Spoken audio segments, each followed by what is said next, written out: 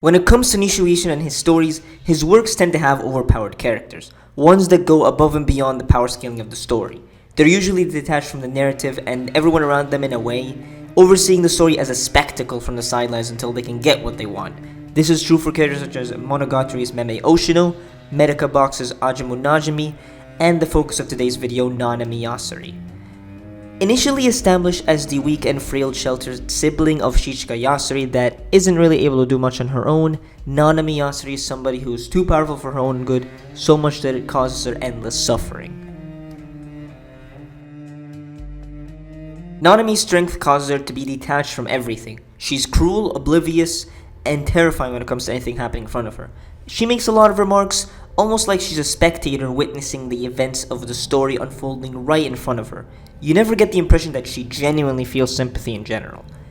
Now, complementing this with her soft-spoken nature, it adds a whole lot more to her terror. She makes witty jokes, nicknames for opponents, all the while threatening their lives. She holds no regards for the reasonings to go after her, whether it be for revenge or any other selfish reasonings. But to her, that's the norm.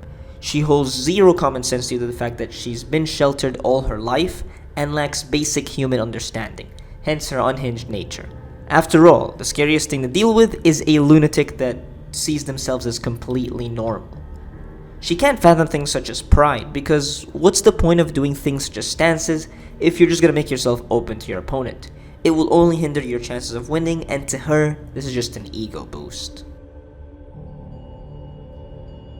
There is nothing to celebrate when it comes to her power. Everybody is terrified, seeing her as a monster and force to be reckoned with. She's able to perform techniques by merely watching said techniques once. She needs no training, time, nor effort to do anything at all. Everything is at the palm of her hands whenever she needs it, and she has no issues getting abilities she desires. And it's exactly why people are horrified by her. Her father was too afraid of her power and decided to appoint Shichika as the next Kyotaro head, because she'd be too much for him to even train. Everybody around her pitied her as she wallowed in illness and suffering, never being given the opportunity to actually die. It's likely why she despises people and why she holds such a sadistic look from time to time, committing genocide across a bunch of villages without a care in the world, looking down on people as though they are worms. It's ironic. She feels no pain, but that in of itself is what makes her suffer all the time. Her body cannot keep up with her power, so it's always in bad shape, and she's unable to stay active for a long time. But no matter what, she always comes out alive, despite wanting to die and having everything end. Nanami yearns to experience the things people experience, the normal arduous efforts people put into mastering their techniques, the pain people feel when they're hurt or injured, the stressful and painful feeling of losing a loved one. It makes her jealous of the humans who get to experience all these kinds of things, whereas all she can do is just learn anything with a flick of a finger. She despises being treated as something above humanity, as we see in the opening of the 7th episode of the series, where she destroys everything in order to obtain Akuto Beta. She immediately is able to perform Jojo's technique, the weightless technique, simply by seeing it once and overpowering him in mere minutes. But what makes her so much more compelling is that within her detached nature, there's a hint of respect she holds for her enemies right before dealing the finishing blow. She offers Mitsubachi two choices to die with, whether it be by the sword or by poisoning, and she even fulfills her demand to be buried next to his comrades. This is just my interpretation, but to me, this looks like a way for Nanami to become more human. When it comes to the sibling stories, Shichika has always been about, slowly growing and learning to become more human and have his own thoughts and feelings regards his own actions rather than just act merely as a tool. And I think Nanami has this aspect but in a different manner, which is her desire to find a means to not have to deal with this absurd level of strength and deal with her suffering. Throughout her entire life, she's been nothing but an oddity, never really having the opportunity to experience the things she wants to experience. She wants to be able to feel, which is why we see her mourn the deaths of the very own victims that she murdered just a few minutes ago. There is no value in her mourning and deaths in the first place. She could have just immediately killed them and went on with her day. This is not to label her as someone heroic, as I feel like the concept of morality does not exist with Nanami. She will do things whenever she pleases, just for the sake of experiencing humanity and potentially making her suffering easier to bear. The opening sequence of the 7th episode is one of my favorites in the series. It perfectly depicts Nanami's personality, morality, and how she sees the world. The scene is black and white, dull and devoid of any color, representing various aspects of her character. One could infer that this is referring to Nanami's personality, It's dull, grim, and a terrifying one of which can switch back and forth depending on situation or whenever she pleases, an extreme rather than in between. It's also representing her view of the world, a dull and mundane world that has nothing exciting about it. Or, another view of this is that it represents her morality, and this is supported by the questions she asks herself with a sadistic smile whenever she says anything in the scene, asking whether or not this is a good thing or a bad thing, making a lot of witty remarks when it comes to that. And it's a great way to visually characterize her in an indirect way by adding scenes such as these and letting the visuals speak for themselves. The duality between the two siblings is fairly interesting to see. The two have similar qualities but undergo different kinds of development and characterization, which is some of my favorite tactics when it comes to making character dynamics. Nanami's development is written in an indirect way with her arc in comparison to Shichika's direct characterization, complementing the two.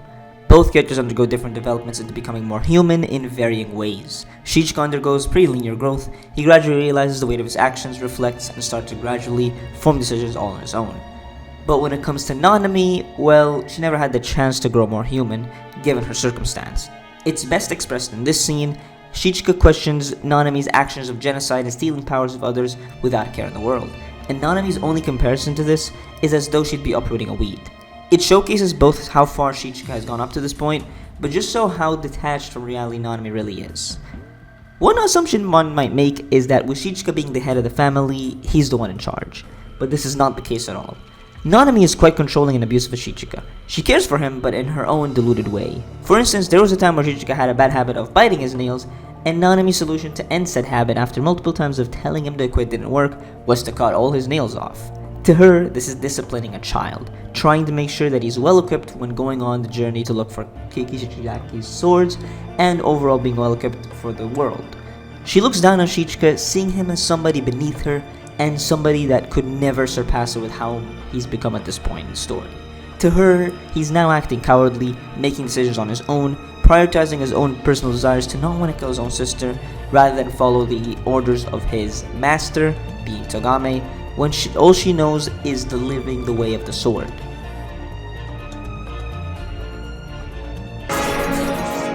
この生き底だ。あなたなんて死ねばいいのに。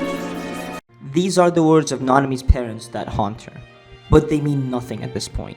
They're pointless, and she likely just does not like her father, not only for the fact of neglect, but also for allegedly being responsible for the murder of her mother. But overall, Nanami wants to be killed by the hands of Shichika, freed from the shackles of this pain and suffering from this cursed gift she was given. She needed to find a reason to give Shichika to kill her, so she ended up acquiring Akutobita, a blade that grants her the ability to make up for her frail body and be able to perform techniques that she'd normally be unable to do. She sees no value in her life and no reason to keep on going. If she's just gonna be too powerful to feel anything, whether it be pain, stress, happiness, sadness, or anything alike, then there's no point to it. What's the point of living if you just cannot die? But if you've noticed up to this point, a lot of things sound contradictory when it comes to Nanami's character, and this is far from a coincidence. If she wanted to die, why would she still fight on? Why would she still battle against the Maniwa trio?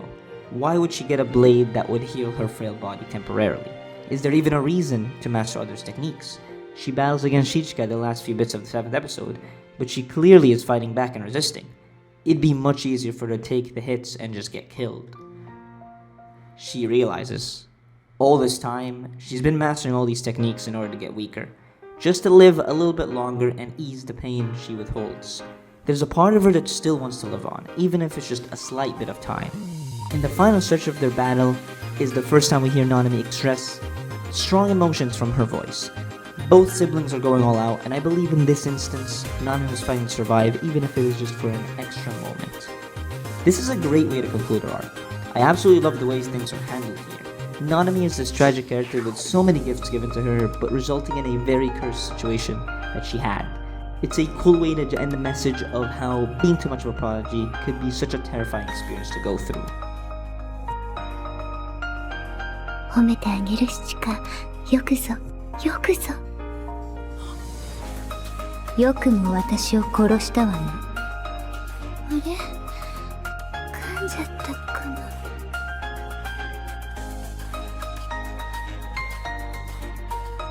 Thank you everybody who's stuck around to watch the very end. It has been a long time since I've done a full-on anime analysis, and I've missed doing these a lot. So I've been probably going to be making more of these in the future, hopefully, as I want to focus on this a lot more compared to other content. This has been Joe, and I'll be seeing you in the next one.